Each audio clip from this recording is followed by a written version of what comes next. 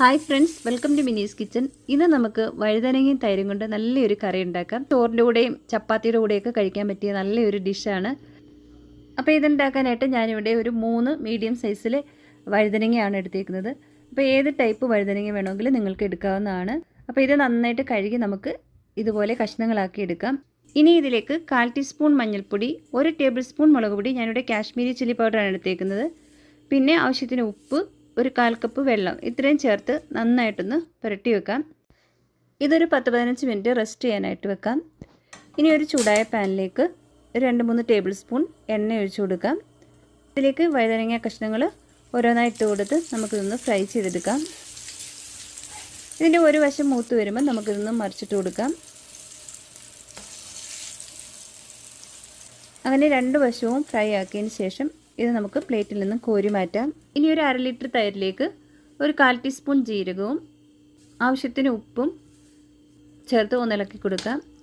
ഇതിലേക്ക് 1/4 കപ്പ് വെള്ളം കൂടി ചേർത്ത് നന്നായിട്ടൊന്ന് മിക്സ് ചെയ്യാം.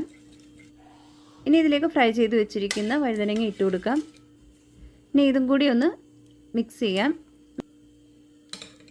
നമുക്കിനി ഇതിലേക്ക് താളിച്ചിടണം. അതിനായിട്ട് ചൂടായ പാനിലേക്ക് 1-2 ടേബിൾ സ്പൂൺ എണ്ണ ഒഴിച്ചു കൊടുക്കാം. ഇനി ഇതിലേക്ക് 1/2 ടീസ്പൂൺ കടുകും 1/4 ടീസ്പൂൺ ജീരകവും കൂടി ഇട്ട് ഒന്ന് മൂപ്പിച്ചെടുക്കാം.